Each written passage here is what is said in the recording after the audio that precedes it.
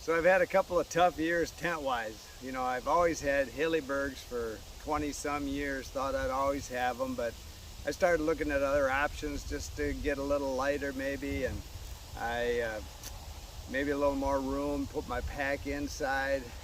I tried a Notch. I like the double wall, so Notch LI was light. I just don't like Dyneema. I just come to the realization that Dyneema is not for me.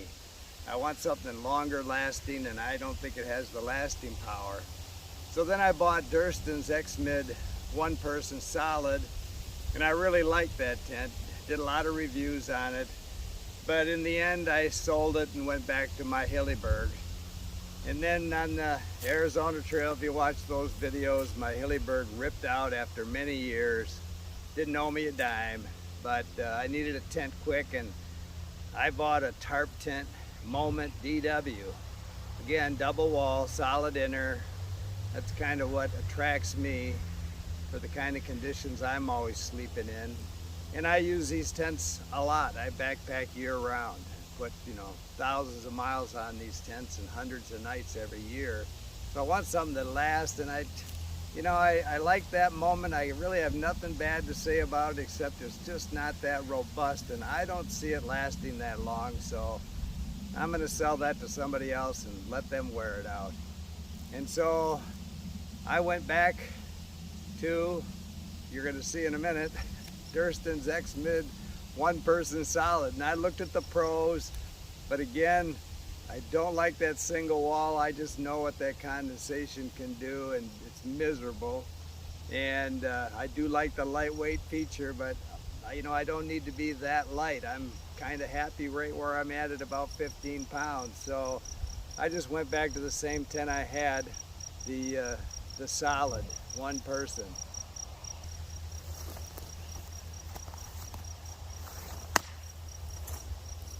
So I don't carry it in the Durston bag. I want it longer to carry on the outside of my pack.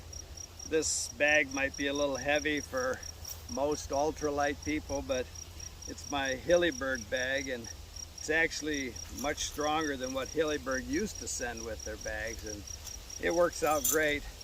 Also, I don't use Durston stakes. I use my Hillyberg stakes that I've used for years.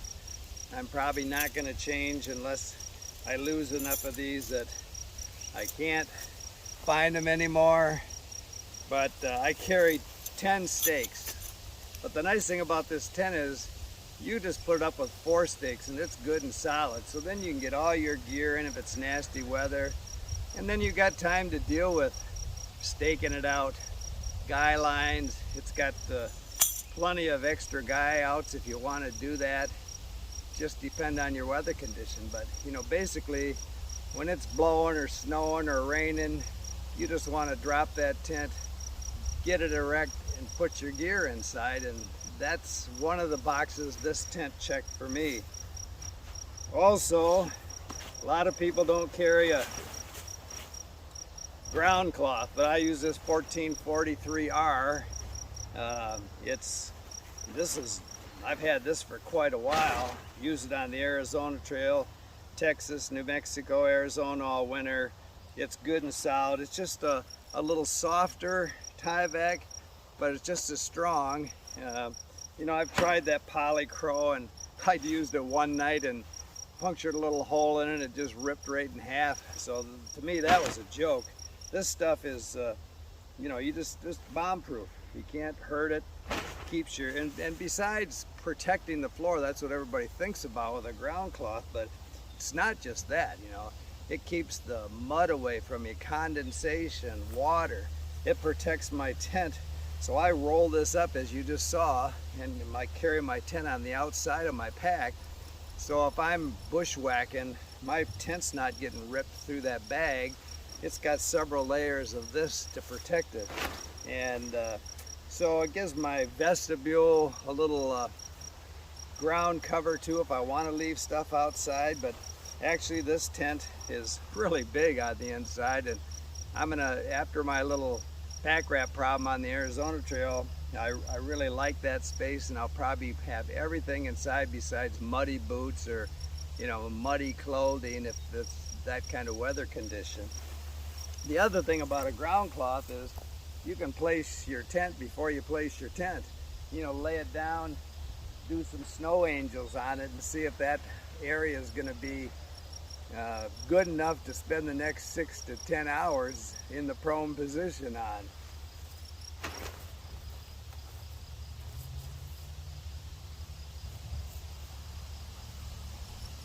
Now usually I just throw it out, put my tent up, and then I position it underneath, but if the wind's blowing, you got to put it out on rocks before you get your tent on it that holds it down.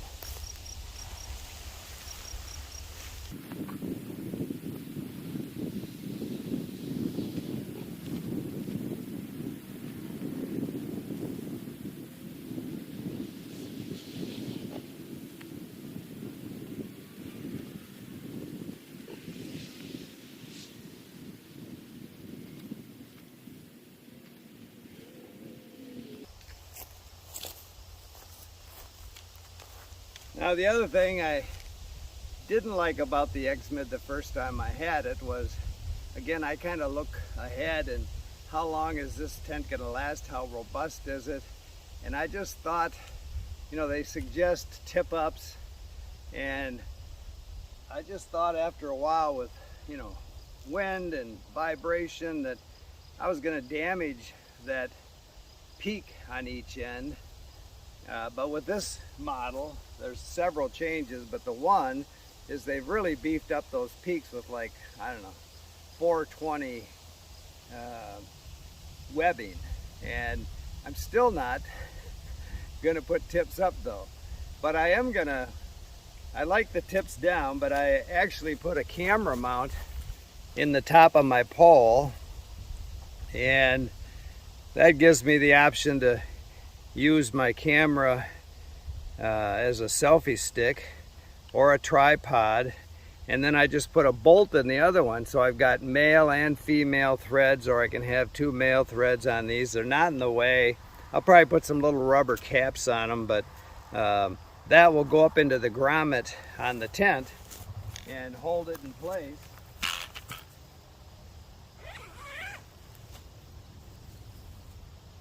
Also, they added these clips at the door to take some pressure off the zippers.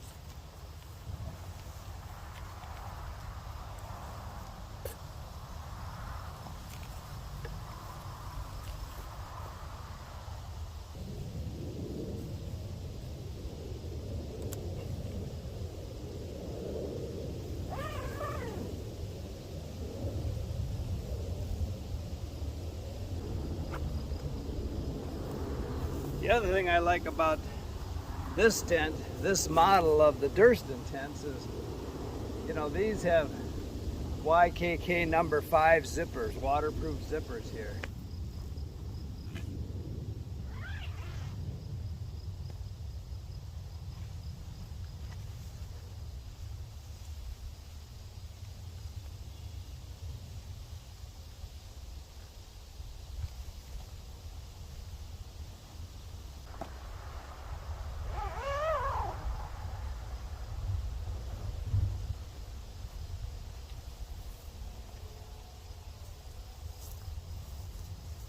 Again, for me, in a hurricane wind, 4 stakes, put those 2 poles up, and I'm pretty much done as far as protection, get things inside. Then I can go around and, adjust, get a better pitch tight-wise.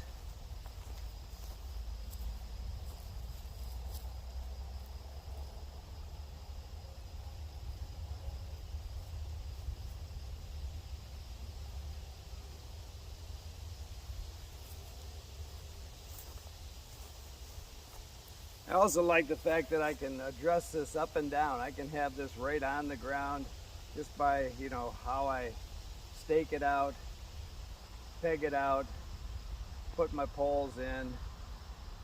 I believe there's more tie outs on this one. I can't remember what the other one was, but I carry 10 stakes. So again, getting this up quickly in a windstorm, bad weather, getting your gear inside, then you've got time to fool with it. And you know, I can put 6 more stakes around. You can guy it out, of course, here on each side.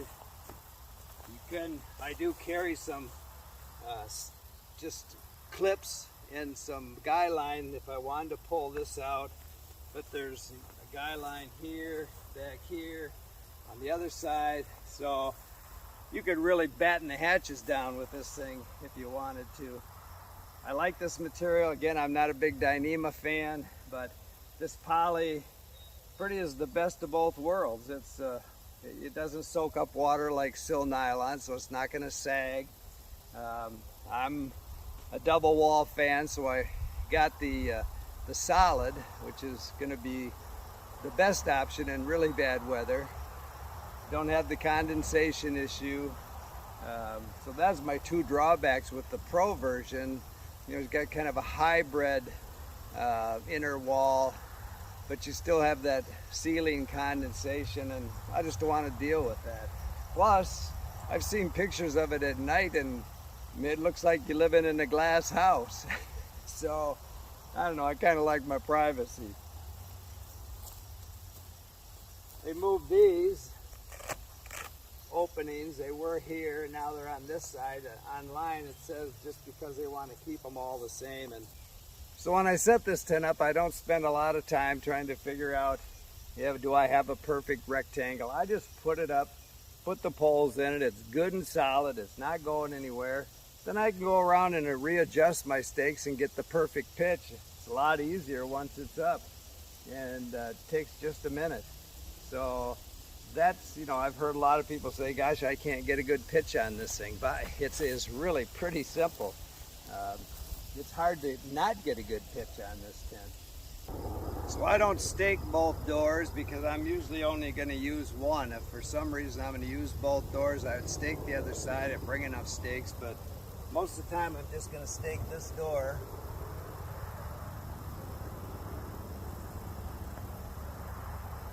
But even if it's not staked, these zippers open really easy. Now he did put snaps here on these zippers to take the pressure off of them. And I love these number 5 YKK zippers. The lighter models have 3s. Most manufacturers do that to save weight, I guess. But I prefer the 5s. Again, just a little more robust product.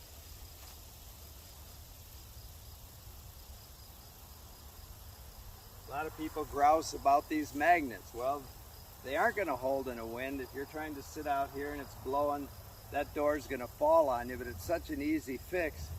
I'm kind of a pack rat. I don't throw much away, and I've got, stuff sacks over the years that I've just thrown in my backpacking box, and I think it's genetic. My mother said my dad used to go to the dump with 1 load, come home with 2. And but it comes in handy when you need something, and I thought an easy fix for this magnet is the inner tent is connected to the outer fly right here, and to that I just attached a piece of bungee cord, 1/8 inch, and right up here is a tie out right on the other side of it. So I just put that bungee through the tie out, and then attach this stuff sack holder in there, and you can adjust it, and that's going nowhere. Easy to take off. Just carry it right on the bungee cord itself. I've got that on both sides, and that just solves that problem. So easy. So it has a 20D floor in it, which is, I think, a little more robust than a lot of semi-lightweight tents have. And again, I use a ground sheet. But the other nice thing I like about this tent, and I've showed it with the old model I had, is you can just unhook this inner tent, push it back, sit in there in your chair. If you're stuck in your tent for weather reasons or whatever, and you are carrying a chair with you, can sit in there, or just open it all up so you have more room if you don't have a chair. The other thing I used this thing for this fall when I had the other one is I would drop the inner tent, sit in there with my chair and use this as a blind, and it worked out great. I wished it had double zippers here, so you know, that's the only thing this thing is missing, is if this zipper went both ways, you could really open this up without opening the door and get a lot more ventilation. But also as a blind, you would just have a slit opened up here, and it'd work much better as a blind that way. But I don't know, I guess again for weight savings they didn't put two-way zippers on this thing. Not complaining, just suggestion.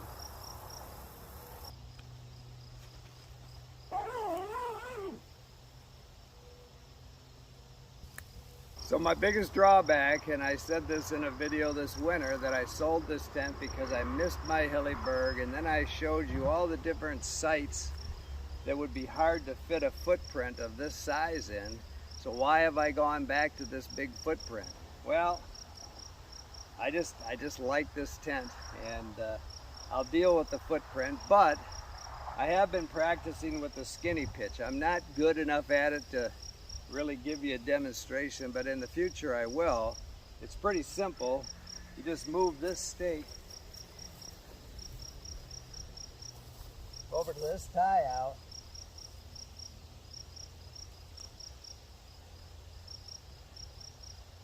again, I'm not showing you. I'm just, when I get good at it, I'll show you.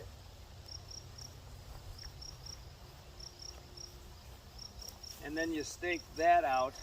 I think probably opening the door and bringing this end over. I've seen a guy on YouTube doing it with his Pro 2, and it's the same procedure.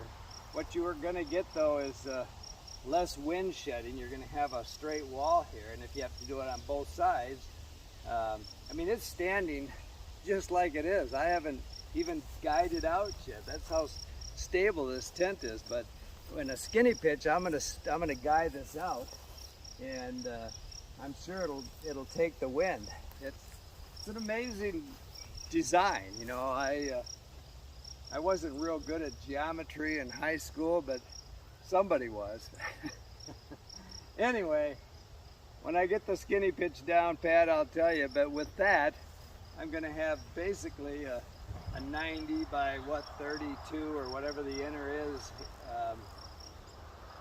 footprint to deal with, and when I get good at it and get the muscle memory to do that quickly when I need to, I think I'll be happy with this thing. So anyway, I'll give it a 9, and if you put those two-way zippers in, I'll give you a 10. Keep smiling.